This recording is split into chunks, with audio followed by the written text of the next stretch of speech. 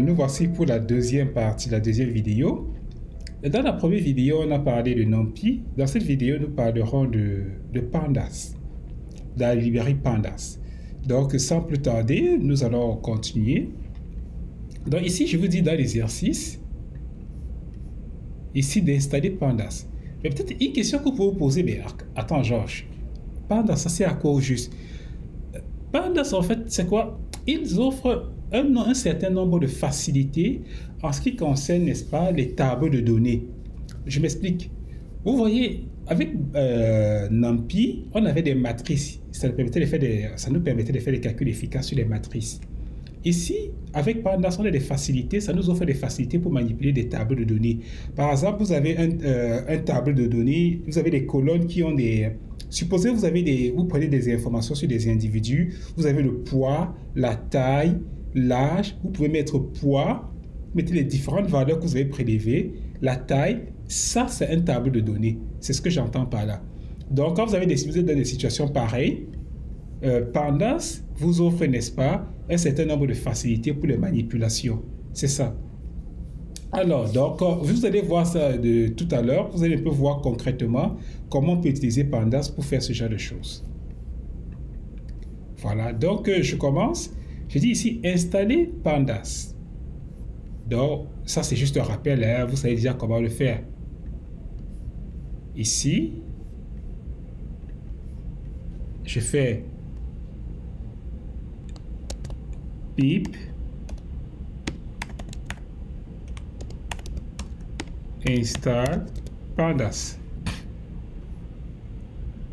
Voilà, c'est installé. L'autre chose, souvenez-vous, quand vous installez une librairie, si vous voulez utiliser, tirer profit des fonctions, vous allez la chercher. Pour la chercher, on fait import Pandas.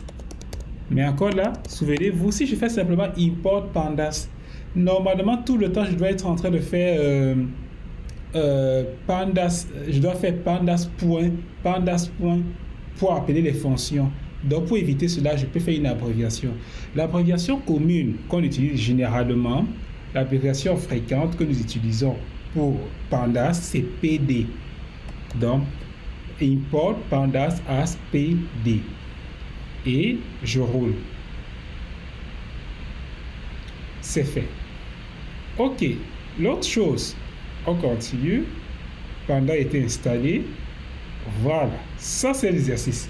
Je vous mets ici dans un contexte. Le contexte, c'est quoi? La mise en contexte, c'est quoi? Vous faites une enquête auprès de 10 personnes. Donc, vous allez, par exemple, comme j'ai mentionné, c'est la station métro Côte-Vertu. Vous rencontrez 10 personnes qui attendent le métro.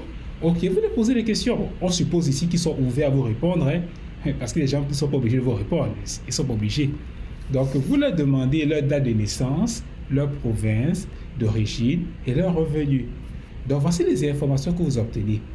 Ils vous disent, par exemple, sur les 10 personnes, on vous dit voici les naissances. Ils disent que voici les naissances. Voici les provinces, leurs provinces d'origine. Et voici leur revenu annuel. La première question qu'on vous pose, vous avez eu ces informations, vous revenez dans votre bureau. Supposez que vous travaillez comme un analyste des données dans une compagnie. Là, on vous demande maintenant, il faut maintenant que vous puissiez exploiter les données. Parce que les données, ce n'est pas fait pour juste les garder quelque part dans un tiroir et bon, tant mieux. Oui, on peut les garder dans un tiroir, mais je veux dire, c'est une donnée, ce serait bien si on peut exploiter. Si vous pouvez exploiter une donnée pour savoir quelle information pertinente vous pouvez tirer, c'est bien. Donc, je dis ici, construisez un tableau de données à partir de ces informations. Je suis ici. Pour ceux qui ne le voient pas, voici la question qu'on pose. Construisez un tableau de données à partir de ces informations. Comment on fait cela? Donc, je viens ici. Voilà. Donc, je vais appeler mon tableau de données data. Data égale PD. C'est pour le data, c'est pour Pandas. Comme c'est un tableau de données, je fais data frame. Voilà. C'est comme ça qu'on ouvre c'est comme ça qu'on crée des tableaux de données avec Pandas. PD data frame.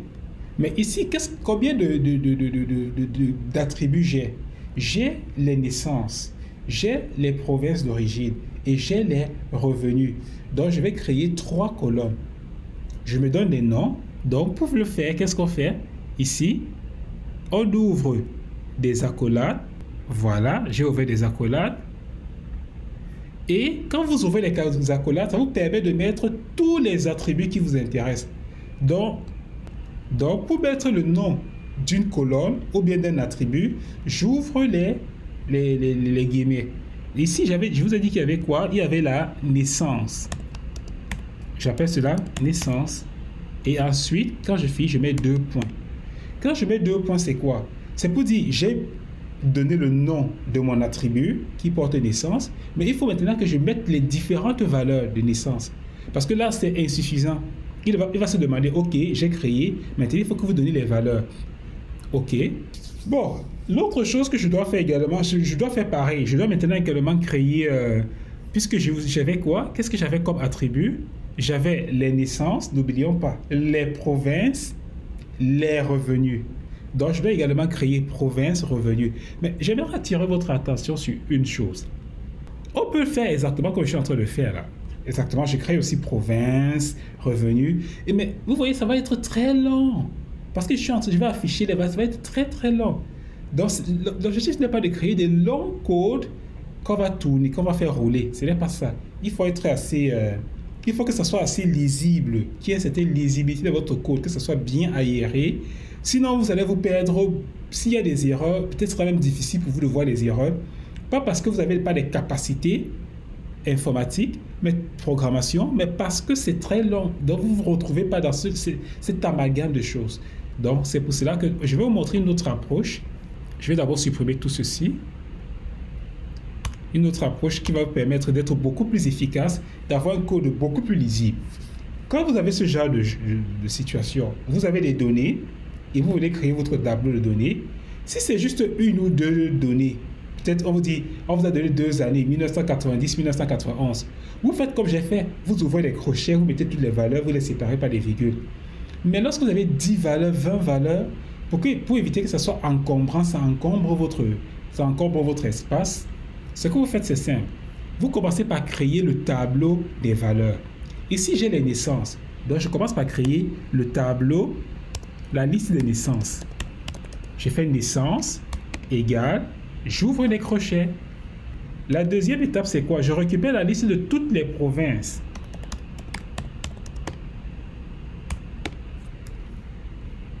J'ouvre les crochets aussi.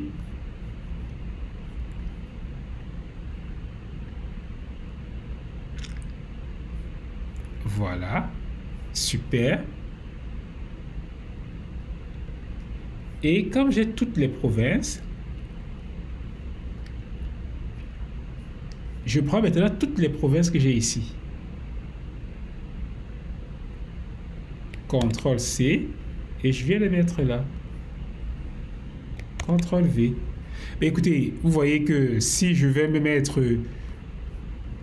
OK. Au lieu de mettre Alberta, attendez, regardez un peu ce qui se passe.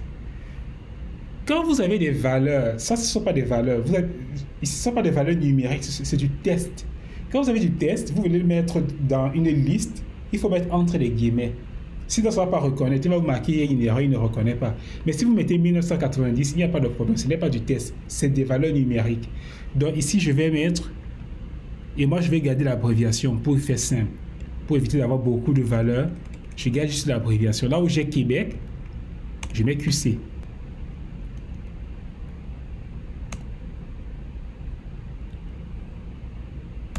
Voilà, c'est tout. Pour Alberta, je mets AB. La suite, c'est quoi? Je veux les revenus, tous les revenus possibles. Je fais ceci. J'ai ma liste de toutes les valeurs des naissances, de toutes les valeurs des provinces, de toutes les valeurs des revenus. Maintenant, je peux créer facilement, n'est-ce pas, mon tableau de données. Donc, je fais ici data. Je vais l'appeler data. Vous pouvez l'appeler n'importe quoi. Vous pouvez l'appeler enquête. C'est comme vous voulez. Je fais pd.dataframe. OK. J'ouvre les accolades.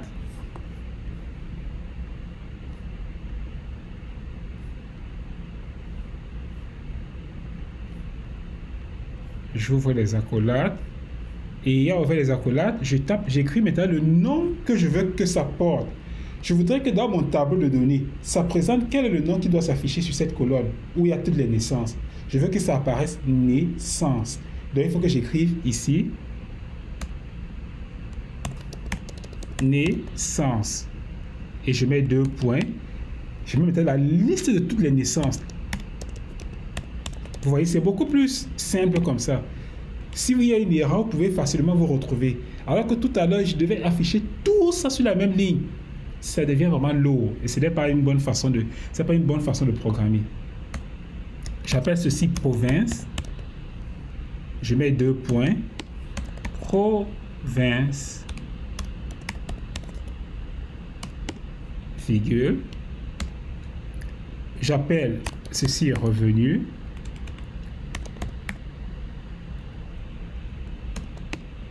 Et j'appelle ceci revenu. Je mets toute la liste des revenus. Et c'est fini. L'autre question, c'est quoi? On vous dit afficher les 4 premières lignes du tableau. Code. Data. Comment on le fait? Il y a la commande, comme c'est les 4 premières lignes, il y a la commande qu'on appelle head. Head, pour dire la tête. C'est pour dire ce qui est au début. Donc je mets ici head. Et maintenant, on vous demande c'est combien de valeurs que vous voulez. Donc, entre parenthèses, vous voyez, ce qui est bien avec quand vous travaillez sur Google Colab, regardez qu'est-ce qui se passe. Ici, il vous dit Return the first n rows. Donc, vous pouvez préciser comme paramètre le nombre de premières lignes que vous voulez. Moi, je veux 4. Je mets 4. Et j'affiche. Donc, vous voyez, c'est comme ça que ça s'organise. Et la deuxième question, j'ai dit afficher les 4 dernières lignes. Je suis là. Afficher les 4 dernières lignes du tableau. Donc, je fais ici 4 dernières lignes. J'ouvre une autre cellule. Pour avoir les fins d'un tableau de données, c'est tail, la queue. Donc, je fais data.tail. Vous voyez, en paramètre, qu'est-ce qu'il me dit? Automatiquement, Colab me montre déjà l'aide, le help, l'aide de la fonction pour avoir des idées. Ça veut dire, ça prend comme paramètre n. Attendez que je vous montre ça pour que vous voyez.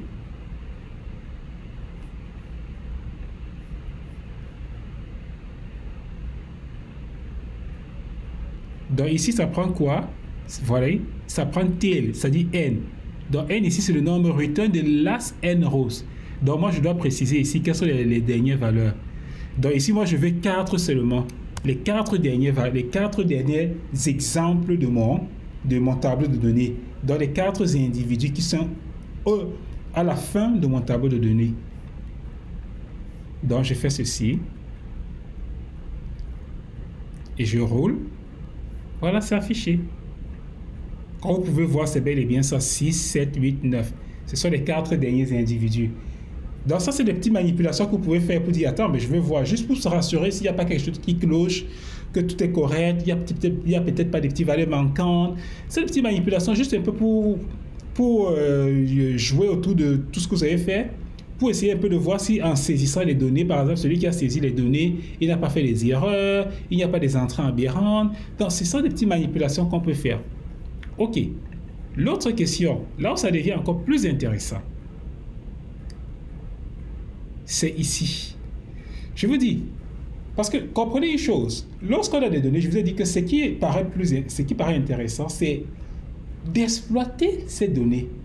On vous dit, extrayez du tableau tous les individus qui vivent au Québec et qui ont un revenu entre 19 000 et 26 000 et qui sont nés entre 1990 et 1993.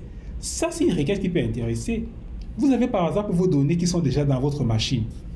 Votre boss, votre chef arrive, vous êtes l'analyste des données dans l'entreprise.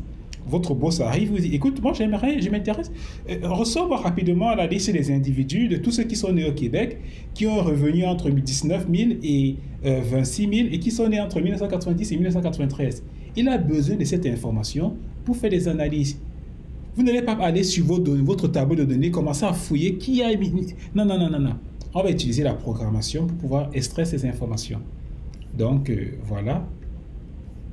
Et on a dit Québec, 19 000, 26 000, 90, 93. Donc, je commence ici. J'ouvre une cellule. Data. OK. On me dit ceci. Moi, je veux tous les individus qui sont nés au Québec.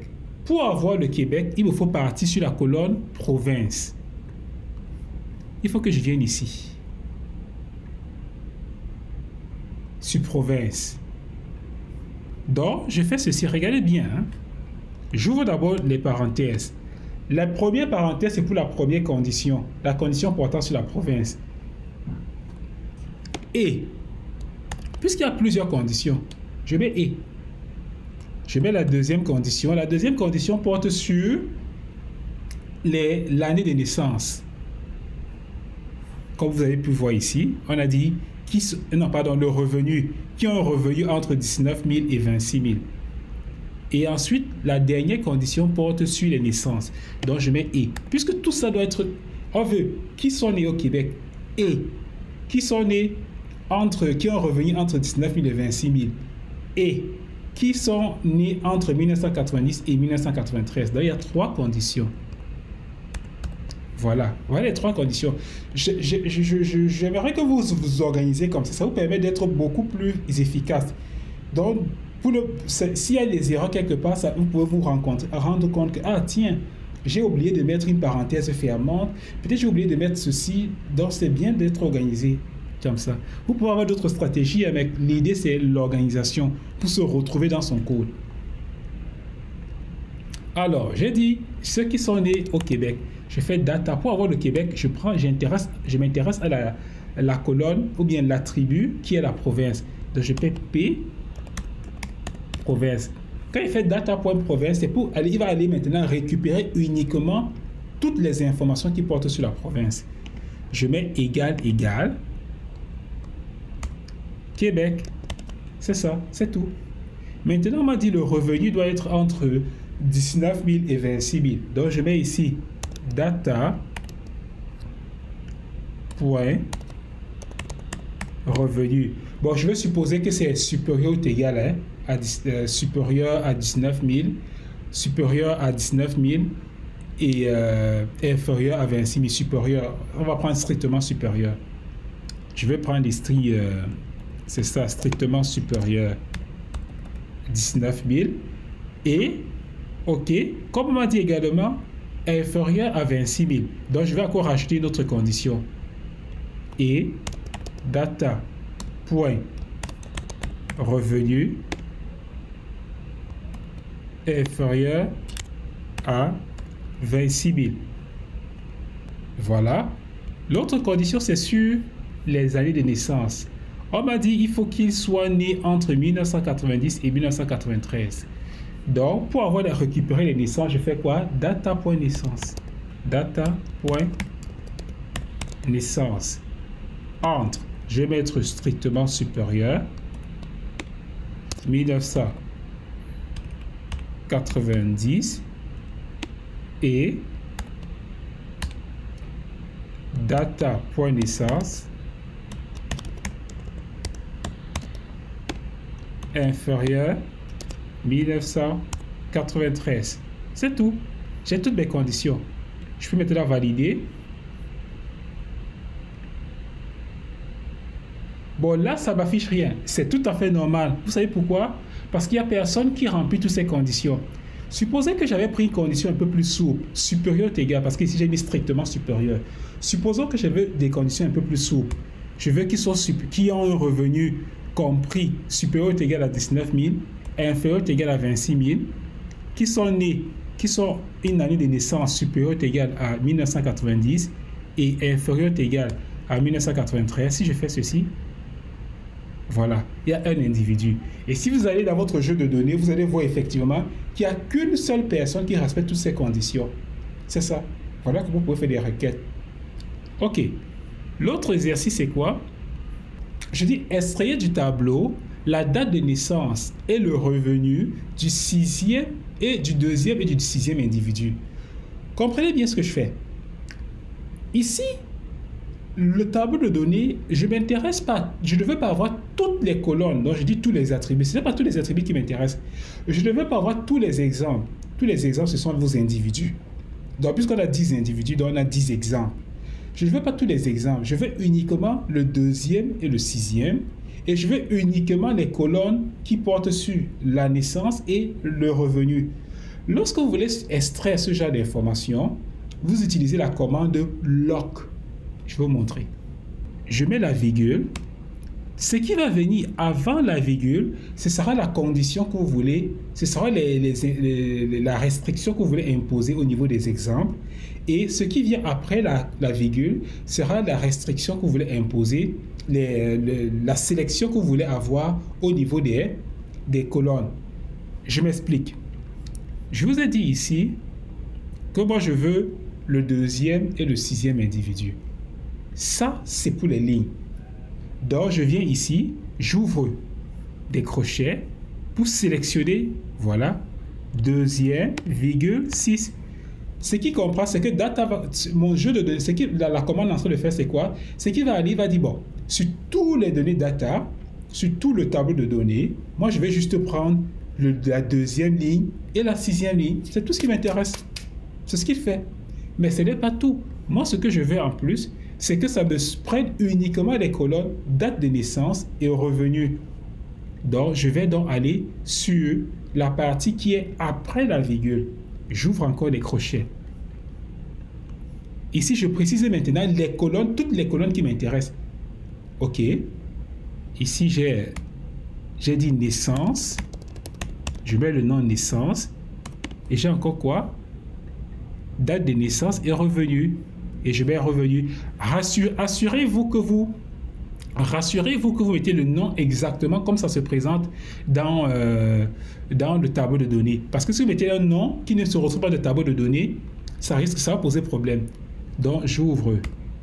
Je mets ici revenu. Voilà. C'est tout. Et je valide. Vous voyez, il a pris deuxième, sixième individu, naissance, revenu. C'est tout. Alors, je vous dis, quelle est la moyenne des salaires par province d'origine? Comprenez quelque chose, très très important. Vous avez vos données.